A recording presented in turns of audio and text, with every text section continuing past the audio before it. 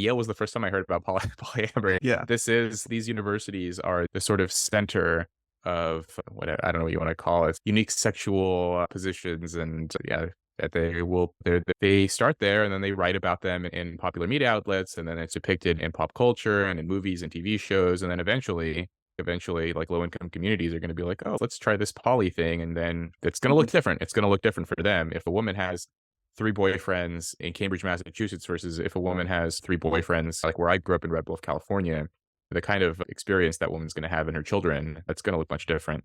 There are a lot of interesting evolutionary dynamics at play with our mating psychology here. One thing you Mhm. might think is that the natural drive, especially for men, might be just go impregnate as many people as possible, have as many offspring as possible, and then it's only society and culture that constrains us with monogamy. But we know there's also evolutionary reasons for pair bonding to emerge. Yeah, those both. I think that the way that people are attempting to thread that needle is through poly, right? Like you have sort of pair bond, you have this main partner. And if you're a male in that situation, I would love to, I don't know if anyone's done date like research on poly couples, but I would love to see the number of attempts each partner has made to hook up with a side partner, and then just generally number of partners that they're successfully hook up with. I don't know what I would Mm, predict for attempts. I would imagine that the male, like uh-huh. in heterosexual poly couples, the male's gonna just try more often to have Yeah, side I would think partners. more attempts for males, but higher Yeah. success rate relative to number of attempts for females. Yeah, exactly. But then in terms of like overall number of side partners, I mean, maybe it would balance out, or just because just the fact that the male's trying so much, he may be able to get a few, and then the woman probably can more easily obtain a side partner. And then also, just my guess is that like a lot of these poly situations, it's just like the guy who wants to cheat without it being cheating. Yeah, and yeah, like the pair bonding thing is yeah, you can. It's a strong evolutionary impulse, I think, but we have these opposing feelings, and I think the pair bond often becomes more pronounced, right, when couples have children. Part of the pair bonding mechanism is like decrease in testosterone among men, like men who have a stable monogamous partner, their testosterone tends to decline, and then once they have children it tends to decline even more, and that just keeps them even more committed and less interested in being aggressive and sexually interested in other partners. So yeah, it's like right now you're seeing a lot more, I think, of the pair bonding being what like less prevalent. I recently did a podcast with Sue Carter. She's a neuroendocrinologist, and she did a lot of the seminal work on oxytocin's role in pair bonding in prairie voles. Are you familiar with any of that? Yeah, I've seen some of that work. So one thing that surprised me in that conversation is that prairie voles are monogamous. Once they mate, they'll partner with their first mate, generally partner for life. They'll raise the children together. They'll cuddle together. Sue Carter showed that all of this is oxytocin based. So if you give them drugs, oxytocin blockers, the pair bond won't form, even if they have Mm, sex and even if they're exposed to each other in exactly the same way. But later with DNA testing, so this was back in the 80s before DNA testing was invented. When it was invented in the 90s, they found out that the prairie vole fathers who were monogamously paired, like in a single family unit and raising these children, they weren't all fathers of the offspring that they were taking care of. So that mm, means that some percentage of the vole females were like sneaking off and finding a mate. And so basically, they were socially monogamous. It was almost like they were married to and living with their first sexual partner, but then they were sometimes getting impregnated with others. So they were basically poly, like they had a pair bond, but they were sexually free. And mm. some of the people I was talking to about this with the poly people I met at Harvard, they were arguing for it almost on evolutionary lines. Like they were Oh, saying interesting. all of the benefits for it that you get, that all of the benefits of pair bonding that you get can be achieved if it's merely social monogamy, but sexual monogamy is unwarranted, they said. And I wasn't sure what to make of that. Obviously, you have something like jealousy, which is an evolved impulse against sexual freedom in a paired partnership. What do you think of that? Like if basically, I think if you're like an adult And you're not trying to push your lifestyle on other people, whatever, but I think once kids are involved, I mean, there's just, like, inarguable evidence, like, this is consistent that when children live in a household with adults that aren't their birth parents, they're anywhere from like, some evidence suggests, like, they're 8 times more likely to be abused. Some suggest, like, 10 times more likely to be physically abused and much more likely to be emotionally abused. They're more likely to be, like, killed by a step-parent, especially a stepfather. Mothers' boyfriends are often, like, a serious threat that pose to the child. And again, like, if you're like, if you're like if the polycule is made up of like a bunch of Harvard grads and some of them have kids, there's probably not a lot of overt physical abuse going on, although I could imagine there Right. would be some neglect or some emotional abuse maybe. And But, I should if add that yeah. it does seem like it's a luxury belief in the sense that none of them are seriously considering this to be like a proper life strategy once they get married and have kids. They were all saying, Oh, I'm planning to be monogamous once I have kids. This is just for my 20s. So that's like yeah, only possible now that we have contraception. So yeah. before that, it would never have been possible. That's interesting. Yeah, yeah, yeah, and if if this belief spreads, then yeah, it'll be much more detrimental, I think, Mm. for other communities. And it's interesting that they're arguing on evolutionary grounds because, you like, I'm imagining a lot of these people are probably smart. They're aware of, like, the naturalistic fallacy, and trying to draw morality from evolution is very fraught business because there's a lot of ugly things that happen among animals that you would never try to justify on evolutionary grounds for human behavior, like Mm. hostility and aggression and mate guarding. And if you look at how, like, male chimpanzees treat female chimpanzees, you'd never see, oh, like, this is what they do, so we should do it too.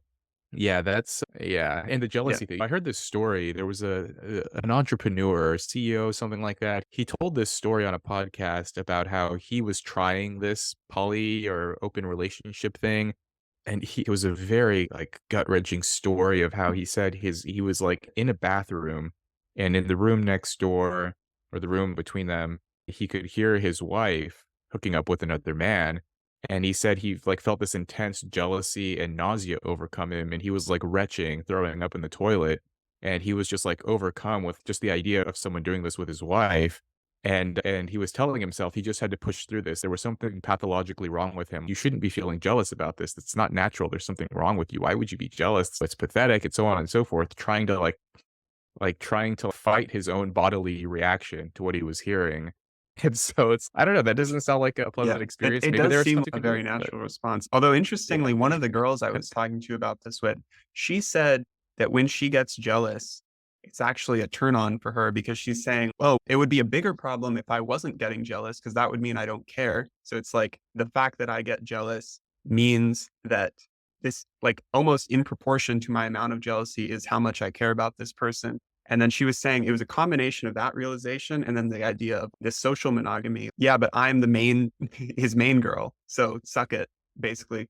I So she, wonder, like, I think that a lot of this may go back to our earlier conversation about disparities in higher education and just generally among, like, successful people, among people, like, look at the top rung of the social and economic ladder in society, and it's overwhelmingly male, mostly old, aging out. In 20 years, things are gonna change pretty quickly. But at the moment, if you look at people, like, under 35 who are, like, educated on a promising track in terms of their careers and so on, there's a lopsided gap where there's more women than men. And I think a lot of the Mhm. poly casual stuff, like, a lot of it is just a cope. It's just like people trying to navigate an environment in which there are fewer and fewer sexually, romantically desirable men. And Right, so, yeah, this is like a way for them to deal with that, where a lot of guys are just having, like, multiple girlfriends. And right. I think I'd also like to see that too, that data. It seems obvious to me that it would be like most of the poly relationships, a man with multiple girlfriends, because just generally, like, the research shows that they're more interested in variety. So, like, how many polycules are made up of, like, men with multiple female partners versus women with multiple male partners? Because And people are going to match based on status. So if mm, one way of measuring status is university education and 60% are female, moving towards two-thirds, that's a 2-to-1 ratio. So you're just yeah, expecting like women will either be forced to put up with a relation to either compete for one man, and then there's going to be like the other third of women who are left out, or to do some sort of poly like 2-to-1 thing, or to downgrade their standards so they're not getting a university educated man. And it seems yeah, like poly out of those three options is looking like a better option for a lot of yeah. women. I think that's right. There was a great line, I think this was in How the Mind Works, where Pinker says something like, "Most women would rather share John F. Kennedy than have Bobo the Clown all to themselves." And that was like the '90s when he wrote that, but they said that the reference is maybe slightly outdated, but, like, the idea is, yeah, I think most women would rather share, I don't know, Channing Tatum or whoever the hot male equivalent is today versus some unattractive, mediocre guy. And so, yeah, this is like a sort Uh-huh. of an interesting consequence of the Lost Boys phenomenon. I guess if you're looking at it through evolutionary lines, the dream from the female perspective would be something like share that high value male for one night, get impregnated, but then pair bond with someone else to take care of the child. So that would be like cuckolding. Yeah, although that strategy doesn't seem to be, like, supported. I guess, like, that was the kind of, yeah, the cuckolding strategy in evolutionary psychology. There was a lot of debate, contentious discussion around it. But I think now the idea is, like, that actually didn't happen very often. And so now I think there's the, like, converging evidence on the mate switching hypothesis that women actually they would really rather have a high status male all to themselves. Like, they would like the genes from the male, they'd like his care, his attention, and so forth. And yeah, there's like research on this about the vast majority of women who have marital affairs. I guess the cuckolding hypothesis would be like they would go sleep with some rock star and then have their mediocre husband and his resources or something to take care of it. But actually, most women fall in love with their affair partners. Like, women who have affairs, something like 70% of them fall in love with their affair partners, compared with men, where it's only about 30%. Now, most women cheat because they're unhappy with their husbands, but most men who cheat are not actually unhappy with their wives. And so, yeah, it seems like women really do want the male. They would rather not have to, like, have to be someone's, even if you're the main girl. I don't think most women enjoy the idea of, oh, this high status man that I really like is gonna go hook up with someone else, and then they do the intellectual acrobatics of, "Oh, I'm jealous, so that means I care about it." Can't you just care? Do you need to, like, test it by feeling jealous? Like, that to me doesn't sound like a completely healthy situation. It sounds like you could make an argument, a rational argument for like why this is okay in your 20s while you have contraception, but then later we should all gravitate towards monogamy for the sake of the kids. But then the downside to that is if you have a whole society of people just being poly in their 20s or hooking up casually in their 20s, then there's going to be a non insignificant portion of those who like get pregnant and become single mothers. And it'll just degrade the norm of fatherhood. And that'll be harmful for many future generations of our children. Yeah, yeah, I think that's right. There's a lot of, like, behaviors and practices that educated and affluent people can engage in and not suffer the same level of consequence. They have the sort of access to resources and social capital and all these things that, even, like, not only, they're more equipped to experiment with novel relationship arrangements, but even if they make a mistake, it looks very different for them than it does for someone in a low income environment, in a low income community who, like, is just in a much more unstable situation. Like, they can't practice those same set of behaviors. And so if those behaviors become promoted and normalized, and it's just it just looks much different. And yeah, but I think a lot of people if they make choices they are not entirely certain are right, it becomes much more important for them to push these choices on other people and to get other people to agree with it, because they need to justify it to themselves that they're doing the right thing. So they have to get other people to get on board with it. Ooh, that's very Freudian. Yeah, Yeah, so there's a I guess Freudian element to it. if you got pregnant and you wanted to keep the child and you were destined to become a single mother, if you were wealthy, you could still care for that child very well. But then if you were struggling single mother, it'd be much more difficult.